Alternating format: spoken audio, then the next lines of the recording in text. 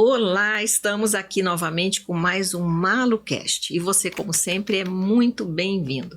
Se você não assistiu o episódio anterior, vai lá, foi um assunto muito interessante. O assunto foi tão interessante e é tão vasto que nós vamos fazer mais um episódio com as mesmas pessoas do episódio anterior.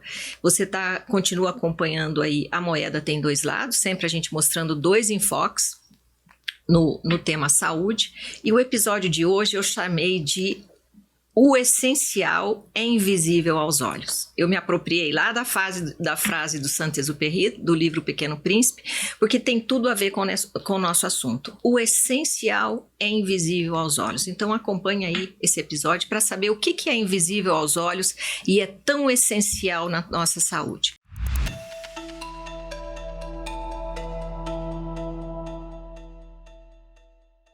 Eu estou aqui de novo com aquelas duas do episódio anterior, doutora Cláudia Risse, prazer em tê-la de novo, a Roseli, né, terapeuta Roseli Freitas, terapeuta holística, vamos dizer assim, ou terapeuta integrativa, né, com foco em várias técnicas, inclusive a massoterapia, né, que eu falo sempre, que eu amo.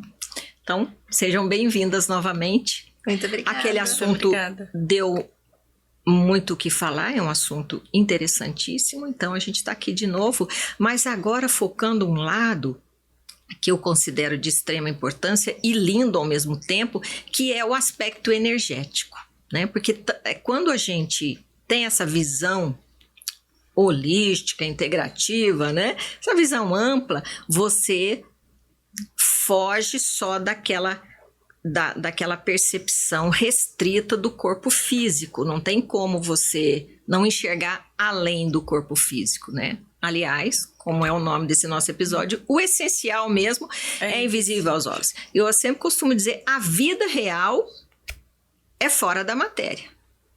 É como uma escola, eu falo, né? É como a gente tem a vida da gente e tem a vida escolar. Sim. A vida escolar é só uma parte da vida, né? Então, a nossa vida na matéria, que inclui o corpo terreno, é só uma fração da vida real mesmo, né? Que está num mundo invisível. E aí, eu vou começar falando, e quero saber a percepção de vocês, que o ser humano, né? Ou a criatura humana, vamos dizer assim, ela tem várias instâncias, várias camadas, né? Então, tem esse corpo visível, que a gente palpa e sente, tem um corpo invisível, que é um campo eletromagnético, né? E tem instâncias mais profundas, que a gente chamaria de alma e de espírito, que é a essência, né? Mas a gente ainda, na matéria, tem o campo frequencial, que ainda é material, né? Ele ainda pertence à matéria, é um campo mais sutil, mas ainda é matéria, e que ele é de extrema importância quando a gente está falando em saúde, né? Porque o que eu gosto de deixar bem visível, veja se vocês concordam comigo, tudo é energia, né? Eu falo, nós não temos energia, a gente é energia. Essa mesa de madeira, ela é rígida, mas ela é energia. Se o átomo é energia, sabe que eu li uma coisa que eu acho fantástico, diz o seguinte, se o átomo fosse do tamanho de um prédio de 20 andares, porque para quem não sabe sobre átomo era a menor partícula da matéria, né? Agora a física já foi para além disso, mas vamos considerar o átomo como a menorzinha partícula, por exemplo, um átomo de ferro, você dividir uma barra de ferro sucessivamente até chegar à menor partícula que ainda é ferro. Isso é o átomo, né? Então o átomo tem um núcleo, que é o centrinho, e tem os elétrons girando em torno desse núcleo, como se fosse o sistema solar girando em torno do Sol. Então, se esse átomo fosse do tamanho de um prédio de 20 andares, o núcleo seria do tamanho de uma ervilha. Olha que coisa incrível essa percepção. Ou seja, praticamente tudo num átomo é campo eletromagnético. Campo eletromagnético. Que de sólido mesmo, se é que a gente possa considerar isso, é o núcleo que nessa dimensão de equivalência seria uma ervilha frente a um prédio de 20 andares. Isso muda a percepção da gente, né? Então, o que diferencia de um material ser mais resistente, como é um carro rígido, né? Como é o caso de uma barra de ferro, ou essa mesa que é de madeira, ou não, ou a água que é mais fluida, ou o ar que é mais fluido ainda, é a densidade, né? É a densidade, mas tudo é matéria. Porque às vezes as pessoas têm dificuldade de entender esse campo sutil, que a gente chamou de aqui o essencial invisível aos olhos, e não percebe que no nosso mundo visível tem diferenças assim gigantescas de materialidade, né? Você tem uma barra de ferro e tem um ar. Alguém vai negar que o ar existe? No entanto, a gente não enxerga. Não tem cheiro, não tem cor e o nosso campo visual não enxerga o ar. Então, só essa constatação já é um dado suficiente. Você não acha, Cláudia? É um dado suficiente para a pessoa acordar, né? Falar, não, realmente tem muita coisa que eu não enxergo, mas que não é porque eu não enxergo que não existe. Esse tema, Malu, que você está abordando é extremamente importante. Porque a gente só dá valor ao que a gente está vendo. A gente só está vendo a matéria, né? Exato. Mas a constituição desta matéria, como você falou, são os átomos. E hoje, com o estudo da física, a gente já sabe, né, o espaço imenso entre o núcleo, os elétrons, os prótons que estão ali. Então, ali tem energia. Tem energia. E tem vida, né? Tem vida. É onde está a vida. É onde está a vida. Então, nós somos energia. Sim. Em densidades diferentes. E uma coisa que eu acho fantástica, não vai ser a primeira vez que eu falo aqui, porque o que é verdadeiro, ele está presente em toda a conversa. O pensamento é matéria, né? Sim.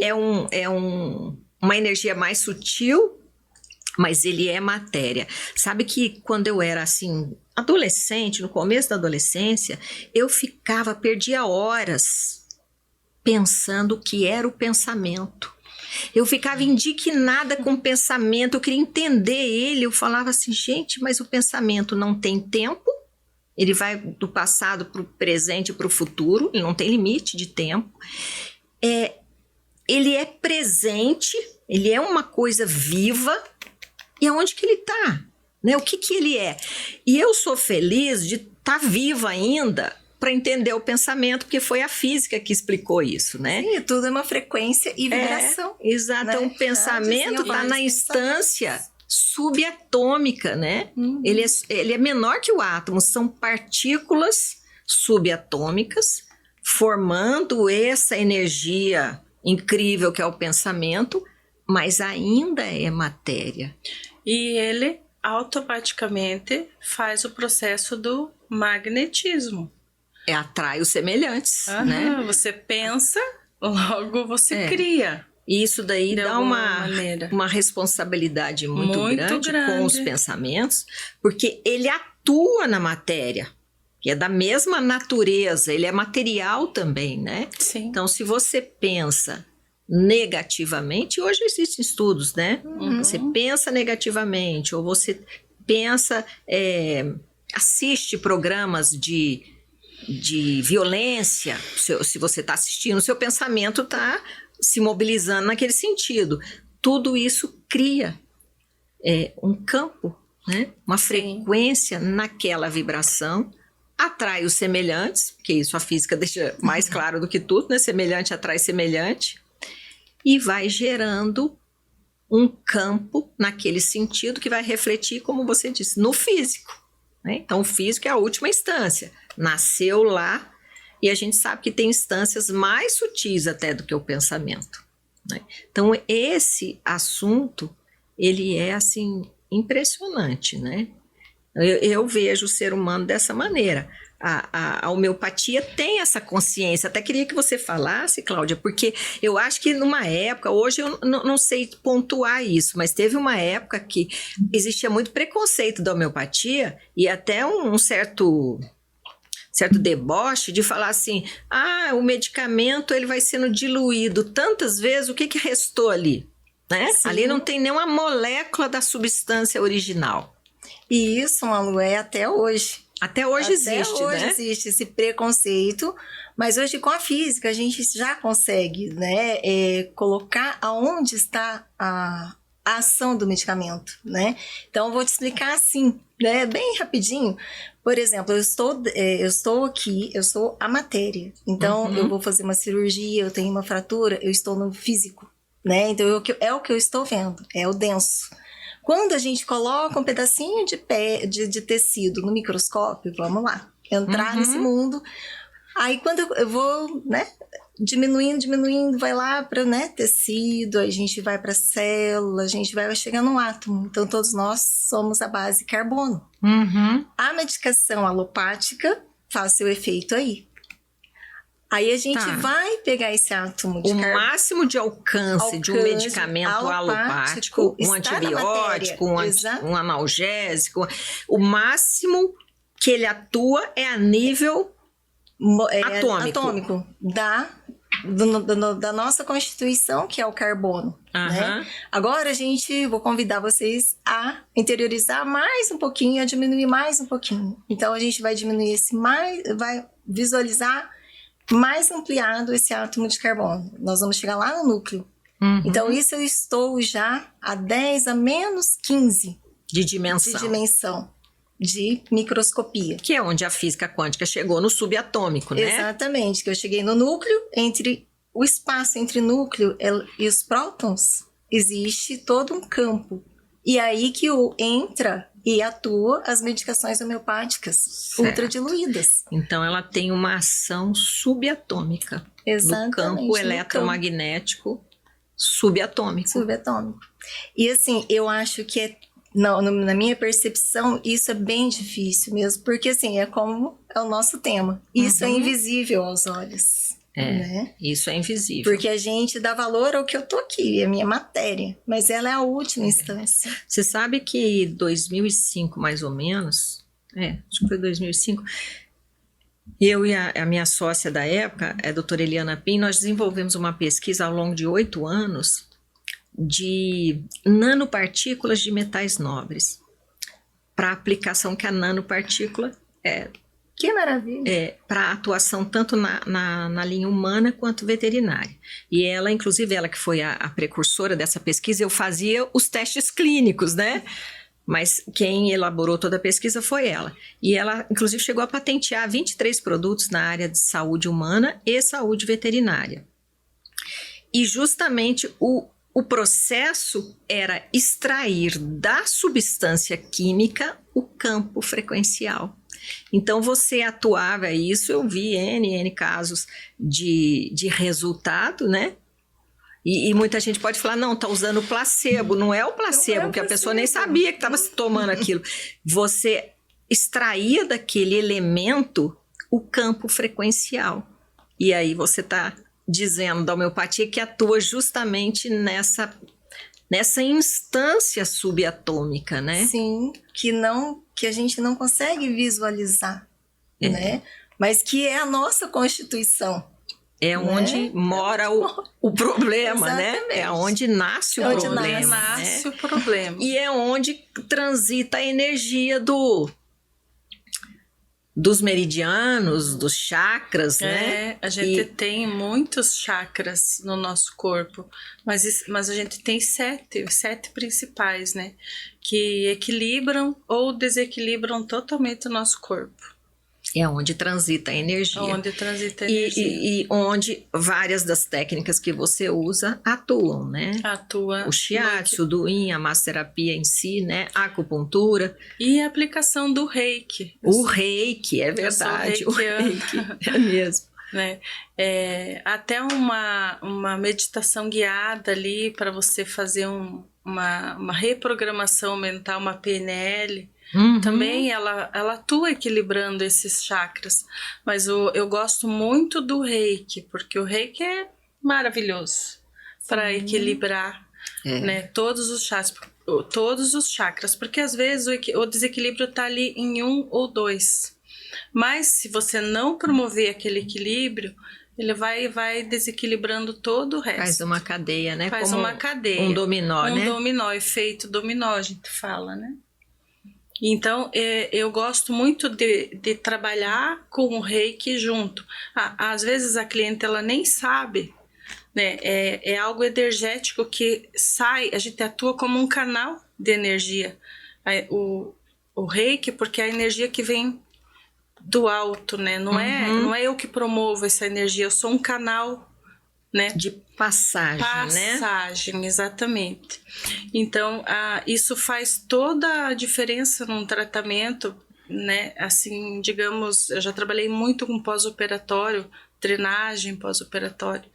Já trabalhei muito e chega um ponto ali que a cliente ela fica totalmente desequilibrada pela perda que ela tem durante, né, o processo cirúrgico ali, e pela dor, pelo desconforto, por não ainda estar se vendo no processo final, que é estar bonita e tal. Naquele transitório que tem mais sofrimento ali, do que alegria, os primeiros 5 dias. Então, hoje, já tem muitos médicos que já implantam a drenagem pós-operatório antes do 5º dia, porque no 5º dia é o máximo, é o pico máximo que atinge esse desequilíbrio. Depois o próprio corpo começa até a se ajudar. Interessante. Então, se você atua nesses 5 primeiros dias, você acelera o processo. Acelera o processo e acelera o processo de equilíbrio e evita um desequilíbrio maior. As consequências, As consequências. Né? Agora, uma coisa que você falou é interessante. A gente tem o campo frequencial que a gente produz, né? Até porque todas as células têm um campo frequencial. O sangue, né? O sangue tem um campo muito importante e ele é até a base, né? Você sabe que quando a pessoa morre, o sangue desaparece, né? O que mantém a ligação... E aí a pessoa tem que acreditar que nós não somos corpo, né? Que nós não somos esse corpo, que a gente tem algo além disso, que dá vida a esse corpo. Sim. É difícil a gente entender quem não tem essa visão, né? Que é uma coisa tão óbvia, tão lógica. Mas o que mantém a ligação da alma, vou chamar de alma, que é um termo mais conhecido, com o corpo físico é o campo vibracional do sangue. Então, quando há esse desligamento na morte terrena, o sangue desaparece, ele é a ponte. Não é fantástico isso? Ele é pura energia. E olha aí, ele é pura energia. E a importância da gente manter o sangue limpo. E a gente suja o sangue pela alimentação, né? Por bloqueio das vias de eliminação. Pelos nossos pensamentos. Por pensamentos, né? Vícios. Os vícios, poluição. Tantas coisas. Os filtros orgânicos mal funcionantes, né? Porque o rim passa 64 vezes no rim ao longo do dia, né? Então você já imaginou a importância desse órgão para retirar substâncias tóxicas e manter um sangue mais limpo? É uma engrenagem muito perfeita, né? Quando você para observar, né, essa engrenagem chamada corpo, você fica encantado. Então, eu quase perdi o fio da meada, mas eu quis dizer, você falou um ponto importante, que a gente tem um campo dado por estruturas físicas, considerando que tudo é átomo e todo átomo tem campo frequencial, né? E a gente está em constante interação com o campo frequencial do universo. Que é essa energia cósmica que flui através dos meridianos, né? E a gente está interagindo, a minha frequência com a de vocês e vice-versa, com o ambiente, com a cor, com o som, né? E aí, eu gosto demais daquela pesquisa de Masaru Emoto, que a gente até conversou antes disso, né? Aquilo é um encantamento, né? E provou a importância das vibrações. É a prova. É a prova, né? Ele foi fotografada. Né? A fotografia. Então, para quem não conhece a pesquisa, vale a pena até procurar, mas eu vou explicar aqui. Masaru Emoto, um pesquisador japonês, ele pegou a água, ele começou com a água destilada, porque é isenta de qualquer sujidade lá, congelou a menos 5 graus, você tem toda uma técnica certa, e fotografou o cristal de água. É uma imagem linda de se ver, né? Parece uma renda hexagonal, né? Com 6 lados. Então, esse é o padrão do cristal de água. E aí ele colocou a água em recipientes de vidro, numa condição padronizada dele lá, e uma das pesquisas foi colocar mensagens coladas nesses frasquinhos de vidro, né? Então, amor, vingança, raiva, paz. Deu o tempo padronizado para a pesquisa e depois reanalisou os cristais de água. E a mudança é assustadora, né? Então, a palavra amor, por exemplo, a molécula, o cristal fica mais regular, mais bonito do que ele sem mensagem nenhuma. Mantém aquele formato hexagonal como uma renda, mas ele tem um aspecto mais lindo ainda, né? E palavras negativas desagregam totalmente a estrutura do cristal. Um adendo, eu tive a oportunidade realmente ainda de ver, acompanhar, né, todo esse estudo dele. O que eu acho mais lindo particularmente é a gratidão. Pois né? é. Para mim é um cristal que ficou mais lindo. Mais lindo. E depois ele usou sons, né? Música. Que ele usou o heavy metal. Música clássica. Usou a música clássica e teve essa diferença gritante entre o benefício, né? Em manter aquela estrutura harmônica, coesa, bonita das músicas clássicas e de músicas que têm uma desarmonia, né? Não tem harmonia, essa harmonia. Depois palavras. Então é um trabalho que não deixou dúvida. E nós somos mais de 80% água. Então, olha o efeito do ambiente que a gente vive, das pessoas com as quais a gente convive, dos pensamentos que a gente tem, das palavras que a gente expressa sobre o próprio organismo. Né? E até de músicas que a gente ouve, de séries, de filmes que a gente assiste, tudo vai promover uma energia dentro da gente. Que pode ser benéfica ou prejudicial. Harmônica ou desarmônica, né? É melhor falar assim, harmônica ou desarmônica, né? Então, esse campo... E é interessante que tanto no lado micro como no macro, quanto mais evoluir os equipamentos, mais a gente enxerga. A gente sabe que a matéria é finita, mas para a nossa capacidade, ela quase que está no campo do infinito, não é? Sim, porque quando que antes a gente sabia que tinha os micro-organismos? Antes do microscópio, a gente não sabia. Né? Aí você enxerga um micro-organismo, você enxerga parasitas do micro-organismo. Sim. Quanto mais você amplia as células, o microscópio. E no macro também, porque a gente sabia que só tinha o sistema solar, aí depois viu a galáxia, depois vimos N galáxias, e quanto mais ampliar os equipamentos astronômicos, mais a gente vai enxergar. Então, o universo é inesgotável, e a gente é um pedacinho aqui enxergando só uma faixa pequena, que até os animais têm um campo... enxerga mais do que nós, né? Ouve sons que a gente não é capaz de ouvir. Só isso é para dar o que pensar, não é? Sim. Só isso mostra a nossa limitação. Então, tem que ter, no mínimo, a coerência de entender que tem muito mais coisa que a gente não enxerga, né? E se elas existem, elas têm algum efeito. Então, atuar nesse campo. E aí, de novo, essa visão integrada, holística, ela é fundamental. Porque você vai tratar uma pessoa, já que o nosso assunto aqui é saúde, né? Você tem que levar em consideração esse campo como gerador de doença, como mantendo a doença, né? E até como obstáculo da cura, porque se não harmonizar esse campo frequencial... de novo vai fazer um tratamento transitório, né? Bem transitório. Bem transitório. Porque você não muda o seu padrão de adoecimento. Então, você vai ficar eternamente tratando somente uma doença e o sintoma, né? A raiz ali, o terreno tá favorável, né? Agora, embora a gente vai refazer a doença, talvez de um outro formato, num outro órgão e tal, mas tá refazendo, né? Mas aí... assim, a minha visão, gente, eu tenho um conceito que eu chamo de saúde plena, que aí você considera várias instâncias, físico, emocional, espiritual, né? Instâncias até da vida terrena mesmo, familiar, de relacionamentos, né? Esse é um setor importante que também determina saúde ou doença, né? Sim. Relacionamentos. Profissional também, eu acho que é um ponto relevante na vida terrena nossa, mas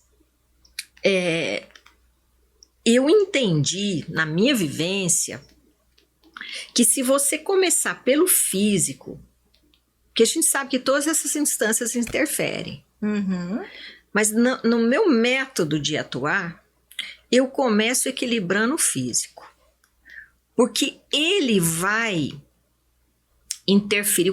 Um organismo fisicamente equilibrado, naquelas 4 colunas que a gente conversou no episódio anterior, né? Um organismo desintoxicado, bem nutrido do ponto de vista celular, alcalino e com a temperatura equilibrada, só isso já vai favorecer o aspecto emocional, o aspecto energético, o aspecto espiritual, e eu comparo aí com o instrumento musical, né? Então eu vejo o corpo como um instrumento, a imagem que me vem é sempre de um violino, eu penso um violino, e você tem todo o seu conteúdo interno como sendo o músico, mas não adianta você ter um músico de primeira grandeza, tecnicamente bem preparado, com talentos natos, e dar para ele um violino desafinado. Exatamente. Então, na minha abordagem, eu começo equilibrando o físico. Agora, nada impede, e aí seria uma grande vantagem, você já fazer as coisas simultâneas. Enquanto você está desintoxicando, alcalinizando e nutrindo, você está ativando o campo eletromagnético com as terapêuticas que você domina, e você, através de medicações homeopáticas, interferindo lá no campo frequencial, né? No campo subatômico. Aí você tem uma melhora em várias instâncias simultaneamente. Exatamente. Eu gosto de ver assim. Você faz o tratamento físico ali como um socorro, né? Ali de imediato, para mudar aquela frequência, aquele estado frequencial da pessoa, e ao mesmo tempo você conscientiza ela da importância de manter o tratamento para continuar esse equilíbrio. Aí a pessoa vai ter um bem-estar. Muitos desistem ali já de cara, né? Já fica bem, já acha que curou tudo. Mas não é bem assim. Depois vai, se não ir, não partir para outro tratamento, digamos uma homeopatia, um tratamento mais a fundo, ele vai voltar a ter. Existem algumas coisas que a gente consegue fazer o desbloqueio energético ali, com uma sessão, com algumas terapias energéticas, a gente consegue, mas nem todas. Mas mesmo que atinja, né? Porque a vida é igual um pássaro, né? Enquanto ele estiver batendo a asa, ele está se mantendo lá em cima. Parou de bater, ele cai, por mais altitude que ele tenha alcançado. Então, sempre é a lei do movimento, né? Mesmo que um organismo atinja um patamar de equilíbrio em todas essas instâncias que a gente está falando, se ele não mantiver aquela postura saudável, vamos dizer assim, ele vai regredir, isso não tem dúvida, né? Porque o organismo está em movimento contínuo. Então, em qualquer instância que a gente atuar, seja exclusivamente no físico, mas eu já estou pensando no físico dentro da nossa visão, não o físico alopático que vai tratar os sintomas, né? Eu já estou falando no equilíbrio mesmo. Medicina integrativa. Ele tem que ter constância. É escovar os dentes, né? Não adianta você escovar o dente 10 anos na vida, depois parar de escovar. Ou limpar uma casa, como eu digo. Não adianta você fazer uma faxina numa casa maravilhosa, passar vaporeta, aspirador de pó, o lustre, tudo.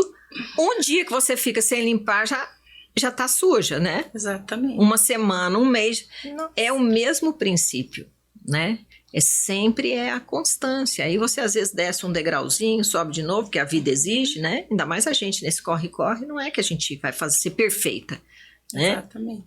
Você desce um degrauzinho, aí você já sobe de novo. Então sempre em qualquer coisa que a gente atuar, vai ser a constância. Mas a importância aqui dessa conversa do episódio é trazer à tona que o mundo é muito além do que aquilo que a gente enxerga, né? E cada vez fica mais comprovado, e a física quântica veio demonstrar isso sem deixar dúvida. Saiu do campo do misticismo, né? Do mistério, né? Do esoterismo, do místico, de achar a força do pensamento como se fosse uma coisa fantasiosa, né? Para o campo real. E a ciência mais precisa é a física, né? Dentro dos estudos, é muito mais que a biologia, porque a biologia, 40% de assertividade já é considerado, né? Um sintoma, a febre dá em 60% das pessoas com pneumonia. Então, febre já é considerado um sintoma. A física não, ela tem que ser precisa. Sabe que durante muito tempo eu usei a foto Kirlian como método diagnóstico.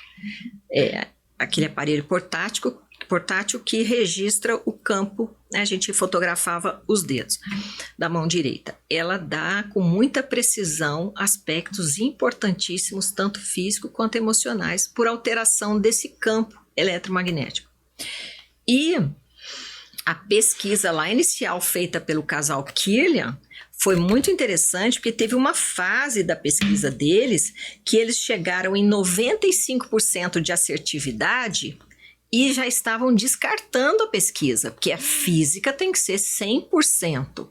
Aí eles foram reavaliar todo aquele histórico e encontraram que o erro foi devido a problema no filme fotográfico. Entendeu? Foi defeito técnico. Corrigiram os defeitos técnicos, refizeram a pesquisa e chegaram em 100% de assertividade. Não é considerar, não é maravilhoso? Então, a física ela é 100% precisa. Um físico não conclui um dado ou uma pesquisa se ele tiver menos de 100%. Diferente da biologia, né? A gente já dá por satisfeito uma porcentagem não de 100%. Então, mostra que realmente é algo que não deixa margem para dúvida, nem para questionamento. A gente está falando da física quântica, eu me lembrei, o Kirlian também é um dado, né? Tem a pesquisa de Masaremoto, tem a fotografia Kirlian, né? A gente já tem. E no aspecto emocional ela é fantástica, provas, né? Visíveis. Provas visíveis, que é o que a criatura humana tem mais facilidade de... E precisa para acreditar. Outra, a oração, né, gente? Já está provado onde ela atua no cérebro. É uma elevação de vibração. Você atua pela fé, você se conecta com o todo ali naquele momento e se entrega totalmente. E isso faz uma diferença enorme. E a própria atração de vibrações amórficas, que a gente começou falando isso, né? Sim. E era uma coisa totalmente desacreditada a questão da fé ou da oração propriamente dita. Hoje tem estudos bacanas, né? Tem estudos que analisam a onda cerebral e em qual setor que atua a oração no cérebro, né? Eu gosto de colocar aqui Jesus Cristo como exemplo. Lá há 2000 e tantos anos atrás. Como que ele... Tudo bem, ele era o Filho de Deus, mas todos nós somos. E ele curava as pessoas como? Né? Ele já era um terapeuta, né? Que era um canal vibratório do Pai, né? Ele dizia, eu estou no Pai, o Pai está em mim. E ele curava as pessoas através da oração, da fé, da imposição de mãos. Então, se você voltar à história e começar a observar, né, a trajetória de Jesus Cristo, é muito lindo. Ele foi o primeiro terapeuta. Ele tinha um diferencial nosso, só para colocar, para ficar bem claro, ele era divino, né? Divino. Nós não somos.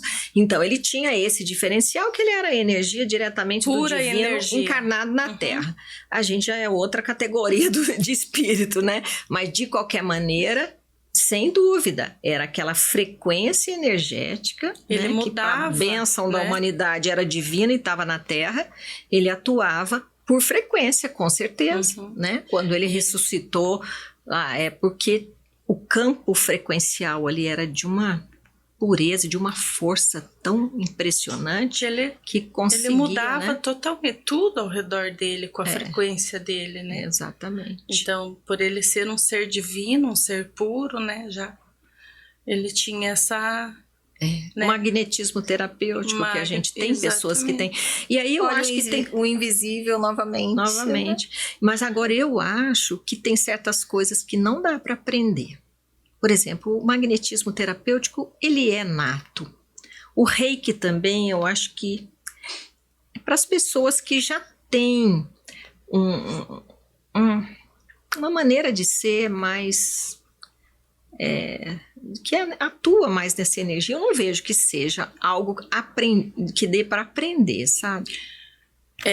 Então, eu penso assim, todos nós temos um potencial de cura, de energia através de nós mesmos. E se não começar em nós, não adianta, não ter o que faça.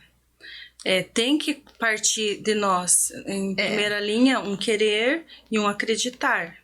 Né? E daí eu também penso que tem pessoas mais habilitadas, já traz como um dom e aprimora, um despertar. Porque assim... Cada um tem as suas faculdades, né? Tem as suas habilidades. As suas habilidades. Seus dons. E as pessoas, elas têm que, primeiramente, descobrir o que eu vim fazer aqui. Quem sou eu? O que eu tenho que, né, deixar de marca registrada nesse meu caminhar? E ali, às vezes, elas se descobrem um dom mesmo. Um dom, né? Lindo ali, puro, maravilhoso, que vai servir de contribuição. O dom da cura, e a gente via isso em civilizações antigas, né? Sim. Pessoas, humanos, né? Terrenos. Sim. Com essa vibração tão afinada, capaz de mudar a frequência do outro, né? Então, tem pessoas que com a presença dela, ela já chega em algum local e ela já muda totalmente a vibração daquele espaço, daquele local. Só com a vibração energética, ela está tão elevada energeticamente, ela está tão equilibrada energeticamente que ela consegue favorecer o ambiente, ela transmuta aquela energia. Fantástico, né? Sim. E o contrário é verdadeiro. Então, o alerta eu falo muito, né? Quando eu lido aí, principalmente com as gestantes, que é um grupo que eu me preocupo, porque está formando um ser, né? O ambiente que a gente frequenta, né? Sim. E a gente sente isso. Tem ambiente que prejudica o seu campo. Casa, às vezes, que a gente frequenta ou mora, né? Você percebe que é um ambiente pesado e isso vai interagir, porque energia com energia se somam. Lá da nossa escola, da física, a gente via, né? As ondas. E tem um trabalho bacana, gente, que tem um eletrocardiograma, mas não é o nosso que a gente usa. É um aparelho que mede o campo elétrico do coração mas de uma maneira mais refinada do que o eletro normal, e ele mostra alteração só de cumprimentar. Então, eu tenho o meu campo elétrico do coração, você tem o seu. Se a gente der as mãos e se cumprimenta, muda o seu e muda o meu. Um interfere no outro. Esse é outro trabalho bacana que mostra a frequência, né? Então, veja isso no dia a dia. Por isso que existem até os procedimentos de limpeza energética mesmo, né? Uma pessoa que trabalha com energia, ela tem que, né, como aprender a trabalhar com energia, ela tem que aprender a se limpar das energias. Porque não existe você atender, fazer um atendimento e você não receber um pouco daquela energia densa que você trabalhou ali. Então, é de suma importância. Às vezes a pessoa não aguenta, não consegue dar sequência àquilo que ela faz por não saber promover a limpeza daquilo que não tem como. Você pega na mão da pessoa, você já fez uma troca. Aderiu, né? Já deu, é um dar, é um constante dar e receber. Né? Uma troca. É uma troca. Existem muitas técnicas que a gente consegue hoje já criar uma egrégora de proteção antes do atendimento. Isso bloqueia. Fazer um campo frequencial Isso. individual que te dá essa proteção. Se ligando com a energia mais pura, que é a energia do Criador, né? Criando uma egrégora de proteção ali. Aí cada um vai, né, partir para aquilo que que tem as suas convicções, isso, né? Individual, mas já existem muitas técnicas, né? E isso faz com que a gente tenha uma força, um equilíbrio. O sal mesmo, né, Rose? Ele tem essa propriedade então, de... O sal, banho de ervas. Eu trabalho muito com, assim, durante os atendimentos com a musicoterapia, porque já é comprovado, né? Já. Que ela... É verdade, a gente tá falando de frequência e esquecemos da música, né? Falando de cores, de ambiente, a música, com certeza. Você colocar ali uma musiquinha que eleva o padrão vibratório daquela pessoa, que faz com que já promova um equilíbrio, faz toda a diferença. E isso tem trabalhos, né? Que deixa a música clássica em hospital, aumenta os leucócitos, é mensurável, né? Você faz um hemograma e faz depois, constatado trabalho, isso. Eu não me lembro onde que eu vi, mas eu li uma reportagem, um artigo que falava sobre um experimento que foi feito numa UTI, onde os pacientes foram tratados com com musicoterapia, uma musiquinha, ali mesmo os entubados e tal, e a diferença na evolução do tratamento, na melhora... Para quem fez e para quem não recebeu. Então, assim, já tem muitos estudos, só basta botar em prática. Né? E a gente vê com crianças, a gente que lida muito com criança, a importância de uma música, né? Hoje essa música, aqui no Brasil, né? Que eu acho que a música decaiu demais, porque tem outras regiões do mundo ainda preservam uma música de mais qualidade. E as crianças criadas com esse padrão de música que vibra numa frequência negativa, não acho nem que é baixa, ela já é negativa de vez, o quanto isso interfere na criança, insônia, irritabilidade, mau humor, né?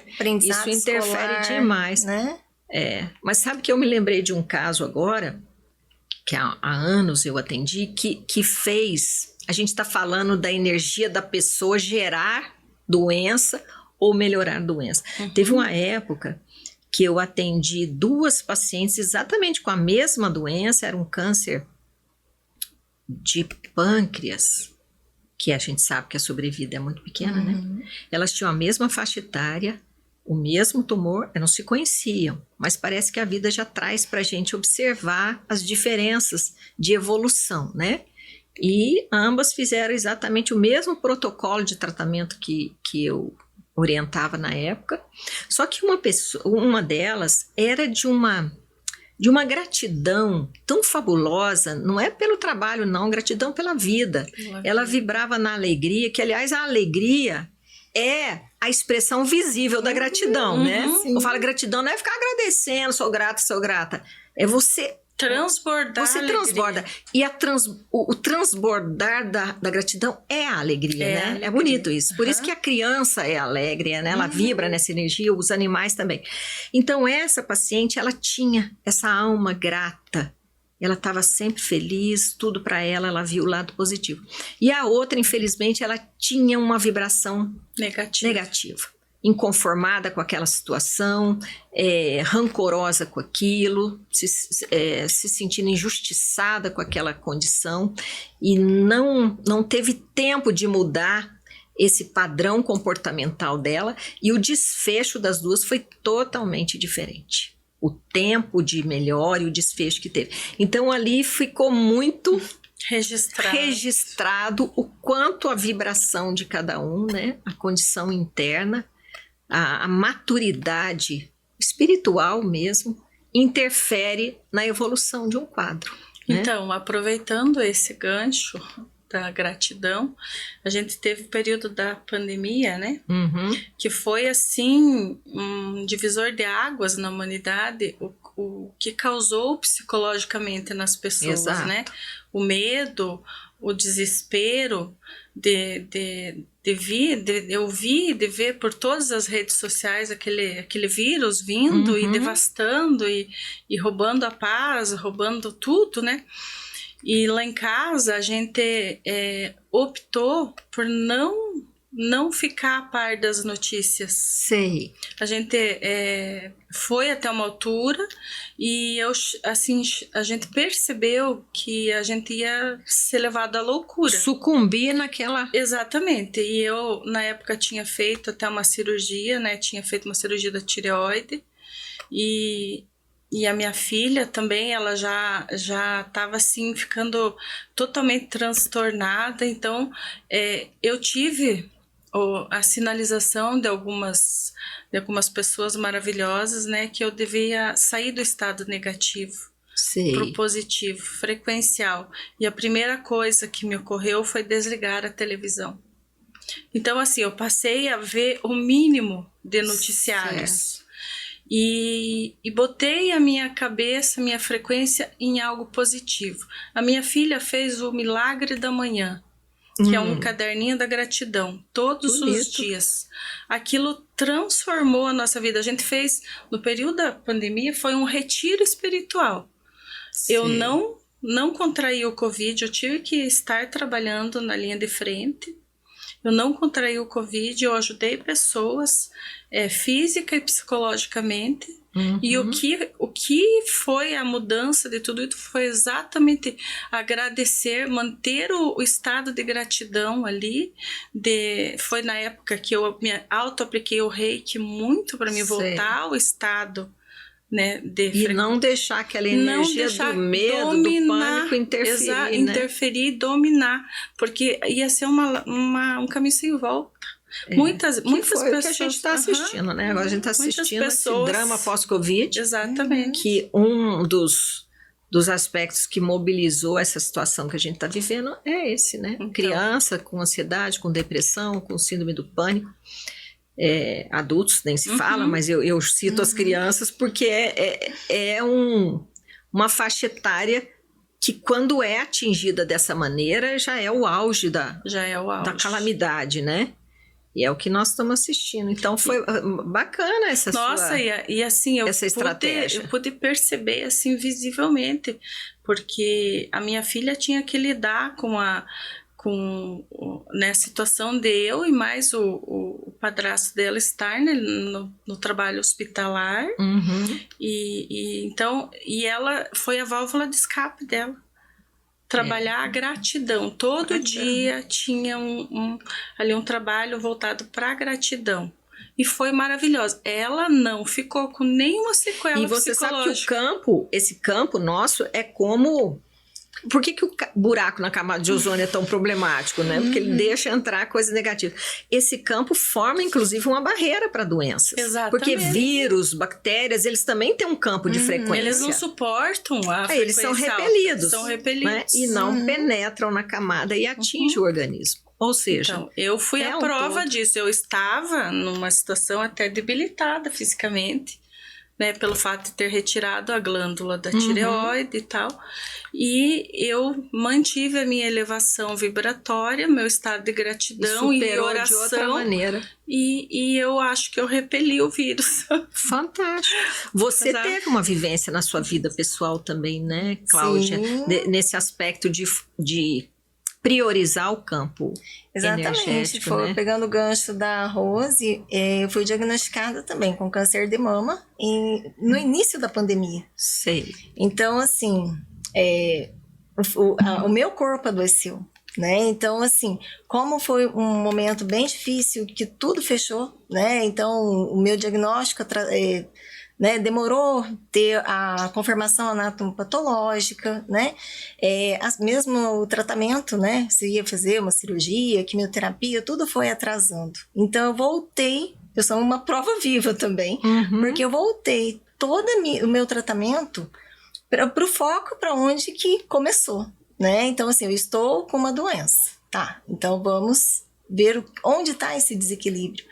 Então, assim, antes, isso foi muito bom, porque, né, esse atraso do tratamento clínico, né, tradicional, me deu a oportunidade de fazer um tratamento energético antes. Sem o peso na consciência de estar retardando um tratamento preconizado, né? Seguir um protocolo de tratamento. Eu estava seguindo, só que assim, eu não tinha meios de burlar o sistema, porque tudo fechou. Em função da pandemia. Olha que interessante, veio um auxílio para você. E isso foi um divisor realmente também na minha vida, porque foi onde eu voltei muito a minha vida para essa parte de equilíbrio, para essa parte de nutrição, né? E você viu um desfecho favorável para o seu quadro em função de ter mudado esse... Exatamente. Então bacana, eu fiz todo o tratamento antes, energético, de equilíbrio, nutricional. Quando eu fui realmente, né, para começar o protocolo padrão de um câncer de mama, eu fiz tudo o que tinha que fazer na medicina, porque o meu corpo estava doente. Então eu precisava. Teve um outro. Eu não só precisava, como eu preciso do tratamento alopático. Lógico, o corpo tá aí, né? O corpo tá aqui doente ainda. Mas a minha forma de adoecer, o meu padrão de adoecimento, eu consegui romper. E isso me levou de novo a fazer a homeopatia, porque eu fiz um curso de homeopatia em 2005. Fiz quase 5 anos de homeopatia. Só que acabei não 5 anos de formação, né? Quer dizer, outra faculdade. E acabei não exercendo. Então agora... Você redespertou para ela. Então assim, eu vejo a doença como uma gratidão na minha vida. Porque foi através dela que me fez voltar para o equilíbrio, que me fez voltar para o invisível, né? Fantástico. Para essa visão que a gente tem que ter antes... né, do adoecimento. Então, a hora que chega a doença, ela é o estágio final, vamos tratar. Mas por isso que é tão necessário essa integração, né, de todas as práticas, né? Então, eu sou a prova viva disso, que é uma integração. E só assim a gente consegue equilibrar o organismo, e com o equilíbrio do organismo, a gente vai para uma cura. E a legítima cura, né? A legítima cura. Porque se eu não mudo o meu padrão, se eu não mudo a minha forma de pensar, se eu não mudo a minha frequência e vibração, o meu padrão de adoecimento continua. Mantém o mesmo. Mesmo que você melhore o físico, dali a pouco estoura em outro lugar. Que é o que a gente vê, é o que acontece, a gente assiste, as pessoas tratam um câncer... né? De repente ele aparece em outro local. Que vem as metástases. Que são as metástases. No meu tratamento lá de anos na clínica, hoje eu estou focada de uma outra maneira, mas foram 25 anos na clínica. Então a gente via isso com clareza. Os tumores tratados, aquelas recidivas clássicas né, câncer de mama, metástase pulmonar, dali 5 anos, tinha os estudos, e os pacientes acompanhados há mais de 15 anos nunca tiveram, porque aí aprenderam a cuidar do organismo, né? Viu a importância? A importância da gente fazer né, trazer para toda a população, né, esse despertar, para ver. E esse é o objetivo, aliás, esse podcast é para isso que eu criei, justamente para trazer essas informações que a maioria da população, até uma coisa que frustra muito, a gente está falando de medicina integrativa, né? Vamos usar o nome que está aí em voga, como sendo o caminho para uma cura legítima, mas é frustrante saber que ela não é acessível a toda a população, né? Porque uma abordagem dessa exige mais tempo. Na homeopatia é a mesma coisa, você tem que fazer todo um repertório, toda uma anamnese profunda e detalhada que demanda tempo. Muito tempo. E o nosso sistema de saúde, infelizmente, ele mensura tempo, né? Ele não mensura qualidade. Ele mensura tempo cada vez menor, cada vez você tem que ser mais rápido, como se fosse uma produção em série numa fábrica. Máquina. Isso então, daí... uma máquina de ficar tratando somente uma doença e sintomas. Isso é muito frustrante. E aí, um meio que eu achei de levar esses conhecimentos, e as dicas que a gente vai dando aqui, foi esse canal. E você tem também o seu Instagram, né? Que você dá as orientações para que isso atinja mais pessoas, né? Aí quando você vê várias pessoas sintonizadas, acompanhando e pondo em prática o que você ensina, dá um alento. Isso é maravilhoso. Eu estou muito grata de vocês estarem aqui. Agora a gente abordou esse lado do invisível, que eu acho que é fundamental. Vamos ver mais assuntos para a gente se encontrar de novo. Nossa. E você aí, o que você achou dessa conversa? Então, o que fica para você? Amplie a sua visão, você não tem energia, você é energia, né? Então, é importantíssimo também cuidar desse seu lado. E o que você pode fazer no dia a dia? Primeiro, comece pelos pensamentos.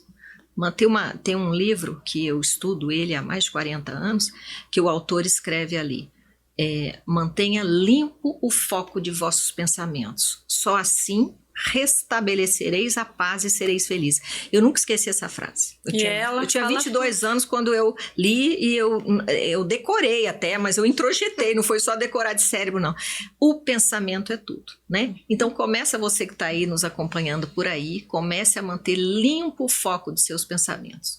Desvie qualquer pensamento negativo, de rancor, de raiva, de mágoa, de negatividade, né? De ver só o lado ruim das coisas. Tudo é experiência, a vida é experiência, né? Porque a vida não é aqui, a vida é fora daqui. Então, o que a gente aprender aqui vai ter utilidade em algum momento nesse seu processo de evolução, tá? Fique ligado aqui no MaluCast, se aproprie desses conceitos, desses ensinamentos, dessas dicas de pessoas tão disponíveis que vêm aqui para dividir com vocês o tempo delas. E nunca se esqueça, eu repito sempre, porque essa é a minha frase predileta: quem tem saúde tem tudo.